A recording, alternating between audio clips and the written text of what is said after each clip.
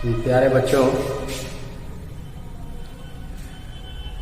Good afternoon. आज मैं आप लोगों को कक्षा 12 के हिंदी काव्यांजलि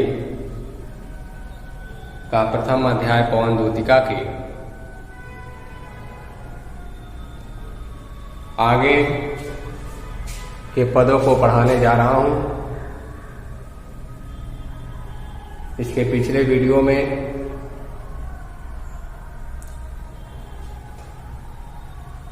पवन दूतिका के ही पदों को, इसके पहले के पदों को पढ़ाया गया था। अब हम उसके आगे के पदों को पढ़ाने जा रहे हैं, जिसको आप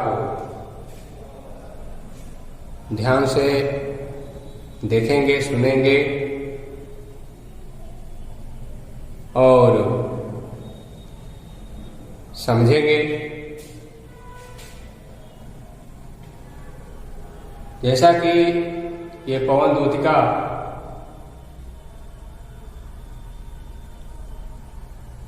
हरिऔध जी की बहुत ही सुप्रसिद्ध रचना है,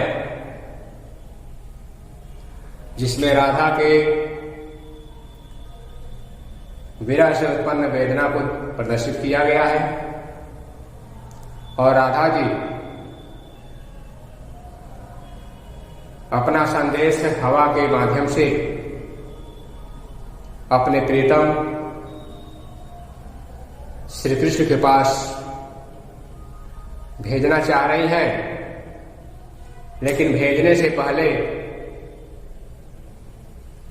वे आगे हवा को संबोधित करते हुए क्या कह रही हैं, इस पद के माध्यम से हम बताने जा रहे हैं। देखिए,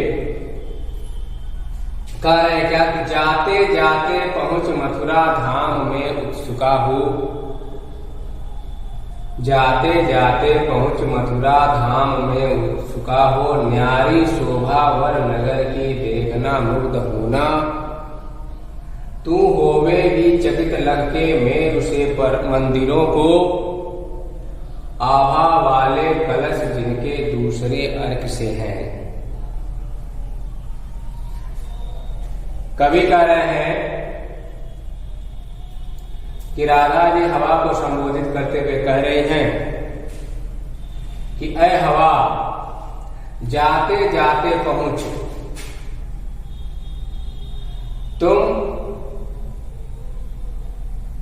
जैसे ही मथुरा धाम, मथुरा नगरी में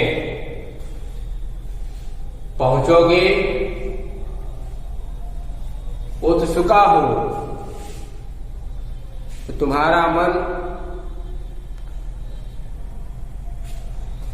उत्सुकता को धारण किए हुए होगा, या तुम अपने उत्सुक मन से जैसे ही मथुरा नगरी में पहुंचोगी, न्यारी शोभा वर नगर की देखना मुग्ध होना, मथुरा नगरी की जो सुंदरता है बहुत ही सुंदर, जो देखने लायक होगी, उस नगर के सुंदरता को देख करके मुग्ध, तुम मोहित हो जाना। इतना ही नहीं, तू होवेगी चकित लग के मेर से मंदिरों को, मथुरा नगरी में मेरु यानी सुमेरु पर्वत के समान ऊंचे ऊंचे मंदिर होंगे, जिसको देख करके तुम आश्चर्यचकित हो जाओगे।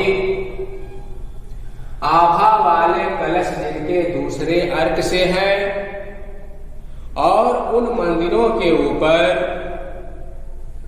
रखे गए जो कलश है, वे अर्क, अर्क मीन्स होता है सूर्य, सूर्य के समान चमक रहे होंगे, कांतिमान हो रहे होंगे। यानी वह कह रही हैं, फिर से देखिए, कि जैसे ही ऐ हवा तुम उत्सुक मन से मथुरा नगरी में जाओगे तो वहां की सुंदर या उस नगर की सुंदरता को देख करके मुग्ध हो जाओगे। इतना ही नहीं, वहां पर बने जो मंदिर हैं वे सुमेर पर्वत के समान ऊंचे होंगे और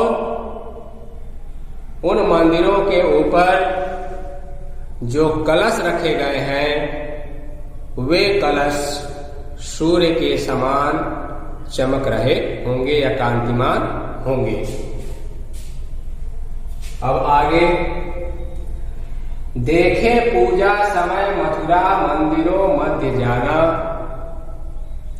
देखे पूजा समय मथुरा मंदिरों मध्य जाना, नाना वाद्यों मधुर स्वर की मुग्धता को बढ़ाना, किमा लेके रुचिर तरु के शब्दकारी फलों को धीरे धीरे मधुर रव से मुग्ध हो बजाना। आगे हवा को संबोधित करते हुए कह रहे हैं श्रीमती राधा जी, जिसको हरिऔध जी लिखे हुए हैं, कि कह रहे हैं कि देखे पूजा समय मंदिरों मध्य जाना। ऐ हवा, तुम उन मंदिरों के बीच उस समय जाना या उन मंदिरों के अंदर उस समय जाना जिस समय मंदिरों में पूजा हो रही होगी। नाना वाद्यों मधुर स्वर की मुग्धता को बढ़ाना। उन मंदिरों में नाना भी होता है, अनेक वाद्य भी होता है, वाद्य यानी बाजा, अनेक प्रकार के बाजे मधुर स्वर में बज रहे होंगे। तुम वहां पहुंच करके मुग्ध हो करके उन स्वरों की मुग्धता को और भी बढ़ा देना, उन स्वरों की आकर्षकता को और भी सुंदर बना देना। किवा भी होता है अथवा लेके रुचिर तरु के शब्दकारी फलों को वहां चढ़ावे के रूप में सुंदर सुंदर मंदिरों के मध्य फल रखे गए होंगे। उन पेड़ों के से उत्पन्न जो आवाज है, उन फलों की सुगंध को पा करके तुम मुग्ध हो जाना और धीरे धीरे मधुर रव से मुग्ध हो बजाना। धीरे धीरे तुम और उन फलों के सुगंध को पा करके मधुर ध्वनि में, रव विषता ध्वनि, मधुर ध्वनि में मुग्ध हो करके उस मंदिरों में रखे गए वाद्यों को बजाने का कार्य करना। एक बार पुनः देखिए इसको, देखे पूजा समय मथुरा मंदिरों मध्य जाना, नाना वाद्यों मधुर स्वर की मुग्धता को बढ़ाना, किवा लेके रुचि तरु के शब्दकारी फलों को धीरे धीरे मधुर रव से मुग्ध हो बजाना। आगे हवा को संबोधित करते हुए श्रीमती राधा जी कह रहे हैं कि ऐ हवा, उन मंदिरों के बीच तुम उस समय जाना जिस समय पूजा हो रही हो। पूजा के समय मंदिर में रखे गए अनेक प्रकार के वाद्यों से या बाजों से मधुर स्वर या ध्वनि के बज रही होगी। तुम वहां जाकर के मुग्ध होकर के उस ध्वनि को की मुग्धता को और बढ़ा देना, अथवा उन मंदिरों में रखे गए सुंदर सुंदर जो फल हैं उन फलों को सुगंध को पाकर के शब्दकारी फलों को, वृक्ष से उत्पन्न, हवा से उत्पन्न वृक्षों की आवाजों को या आवाज को वहां ले जाकर के मधुर आवाज में मुग्ध होकर के बजाने का कार्य करना, जिससे वहां का वातावरण की आकर्षकता और भी दोगुनी हो जाए। ये रहा 5वें पद। अब हम इधर 6ठे पद पर चल रहे हैं। तू देखेगी जलद तन को तू देखेगी जलद तन को जा वहीं तदगता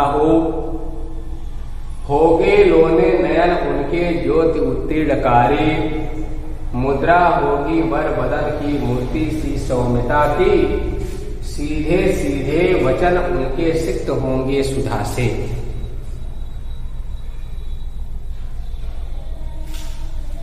आगे देखिए, इस पद के माध्यम से श्रीमती राधा जी हवा को संबोधित करते हुए कह रही हैं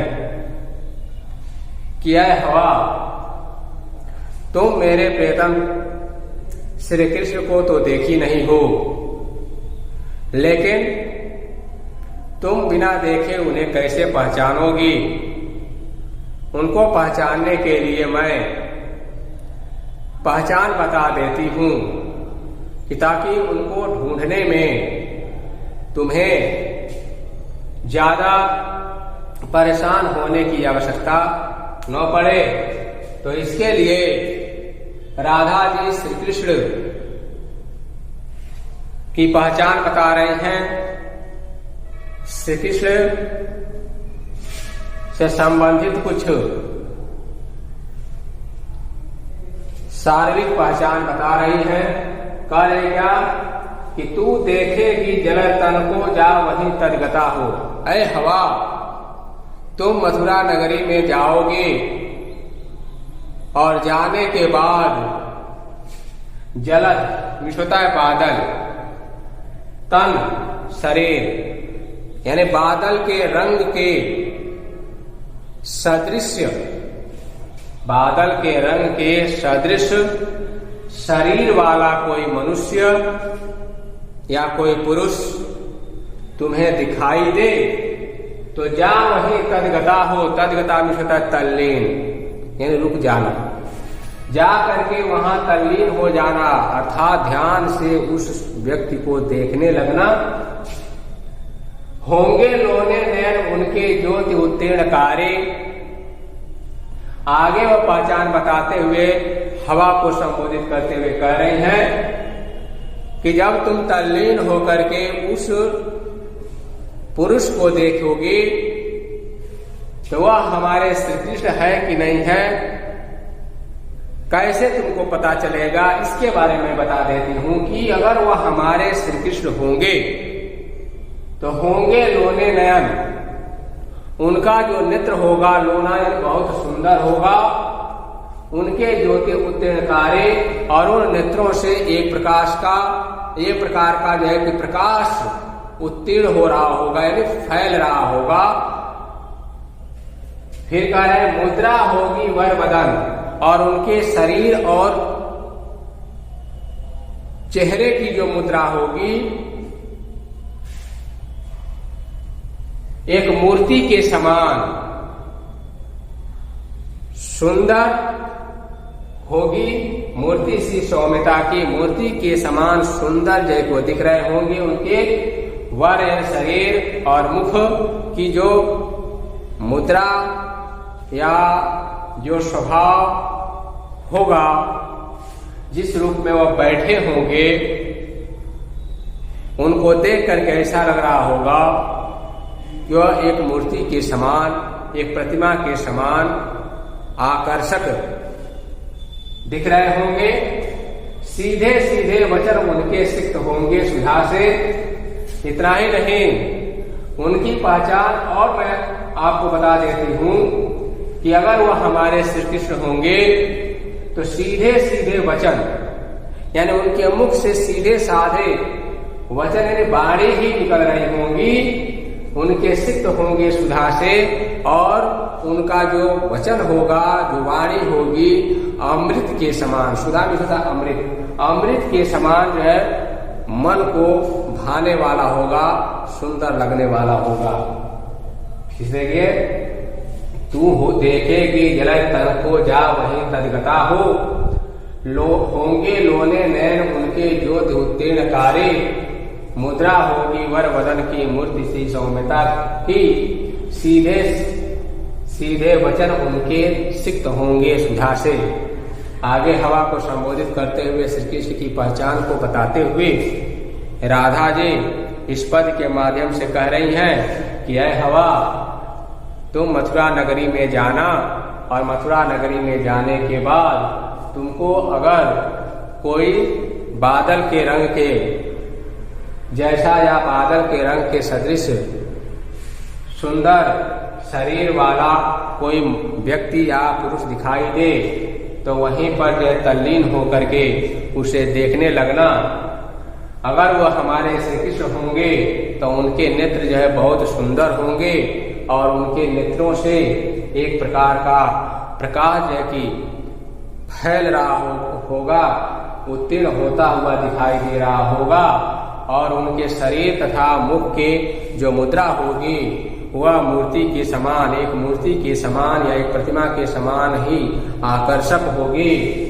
इतना ही नहीं, अगर वे हमारे श्री कृष्ण होंगे तो उनके मुख से अमृत के समान सीधे साधे वचन ही निकल रहे होंगे। यहां तक क्या अर्थ हो गया। अब नीचे हम चलते हैं। कह कि नीले फूले कमल दल सी गात की श्यामता है, नीले फूले कमल दल सी गात की श्यामता है, पीला प्यारा वसंत कट में पहनते हैं कबीला, छोटी काली अलग मुख की कांति को है बढ़ाती, सद वस्त्रों में नवन तन की फूटती सी प्रभा है। आगे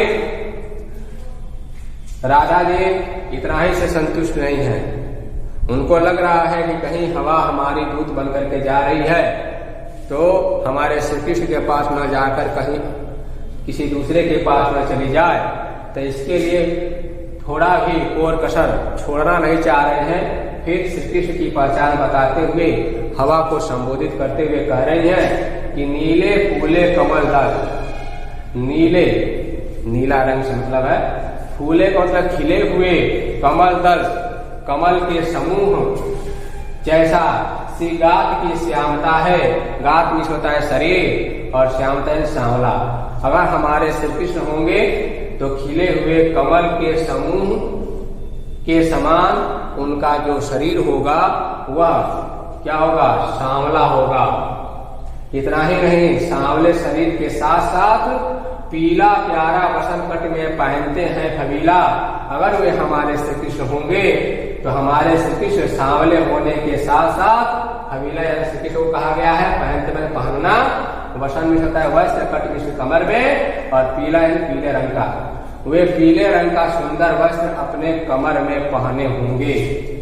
छूटी काली अलग मुख की कांति को है बढ़ाती, और उनका जो छूटी काली, छूटी है बिखरा हुआ, काली में काला, अलग कुछ होता है बाल, यानी श्री कृष्ण अब हमारे में होंगे तो ऐ हवा उनका जो काला केश यानी बाल जो होगा वह बिखरा हुआ होगा, उनके मुख की कांति को है बढ़ाती, और वे काले काले बाल उनके मुख की सुंदरता को और बढ़ा रही होगी।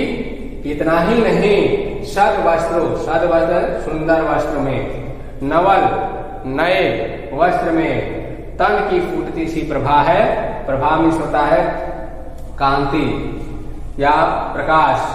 अगर वे हमारे श्री कृष्ण होंगे तो नए वस्त्र, सुंदर वस्त्र पहने होंगे, जिससे उनके शरीर से एक प्रकार का प्रकाश जो है या कांति फूट रही होगी या बिखर रही होगी। फिर से देखिए, इसको स्पष्ट कर देते हैं कि नीले फूले कमल दल सी रात की श्यामता है, पीला प्यारा वसंत कट में पहनते हैं कबीला, छोटी काली अलग मुख की कांति को है बढ़ाती, सद वस्त्रों में नवल तन की फूटती सी प्रभा है।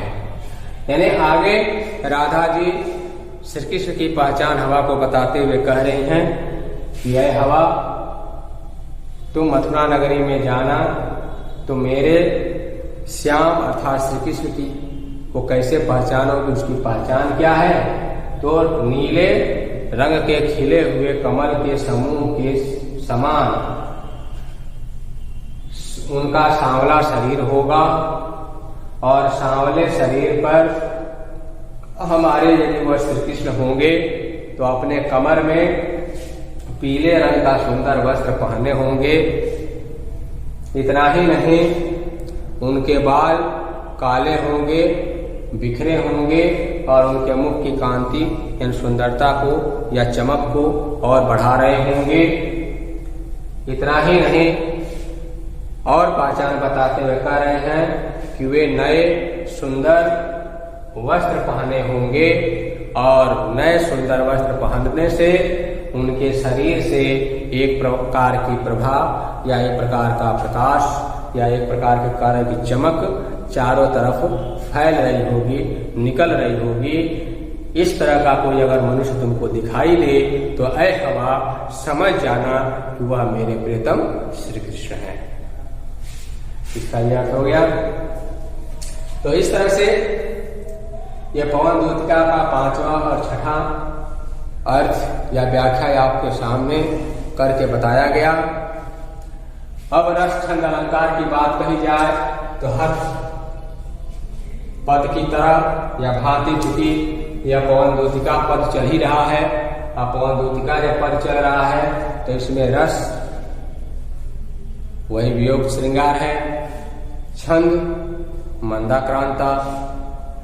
अलंकार की बात कही जाए तो अलंकार इसमें पहले की भांति ही इसमें भी अलंकार उपमा और अनुप्रास का मिला जुला रूप है। उपमा और अनुप्रास अलंकार इसमें है। भाषा की बात कही जाए तो यह शुद्ध खड़ी बोली में लिखा गया है। गुण की बात अगर कही जाए तो गुण इसमें गुण है प्रसाद गुण हर। इसके पहले जो पद पढ़ाए गए थे उन पदों की भांति इसमें प्रसाद गुण ही है। और इसके साथ साथ शब्द शक्ति की बात कही जाए तो शब्द शक्ति जय के अविदा है। इनको मिलाकर कहा जाए कि यह पवन दूतिका में जितने ये पद लिखे गए हैं वे सभी पद वियोग श्रृंगार रस में लिखे गए हैं। सभी पद मंदाक्रांता छंद में लिखे गए हैं। सभी पदों में अविदा शब्द शक्ति पाई जा रही है। गुण की बात कही जाए तो प्रसाद गुण है। हाँ, अलंकार थोड़ा बहुत इधर उधर हो सकता है, लेकिन इसमें लिखा गया जो अलंकार है वह रूपक और अनुप्रास का मिलता जुलता यह लिखा गया है और इसमें यह पाया जा रहा है। तो इस तरह आप कह सकते हैं अनुप्रास कहीं है, कहीं उपमा अलंकार भी है। जैसे उपमा अलंकार इसमें आप देख सकते हो उपमा अलंकार कहाँ है। ये पहले वाले पद में यहाँ जो था दूसरे अर्क से है। तो मंदिरों का जो है उपमा दिया गया है कलश से। तो कलश का जो उपमा है, मंदिर के जो कलश है वह अर्क यानी सूर्य के सदृश है। तो यहाँ उपमा अलंकार हो गया। ठीक है, इस तरह जो उपमा और अनुप्रास अलंकार की छटा इसमें दिखाई दे रही है। ठीक है, क्योंकि अगर इसमें देखा जाए पीला प्यारा वसंत अर्थ में पहनते हैं कबीला को की आदती जहाँ जो 2 से अधिक बात की गई है जिसमें अनुप्रास अलंकार है। तो इस तरह से आप इसका स्पष्टीकरण कर सकते हैं। तो आज के इस वीडियो में बस इतना ही। अब अगले वीडियो में हम इसके आगे के जो पद हैं उनको लेकर के फिर मिलेंगे।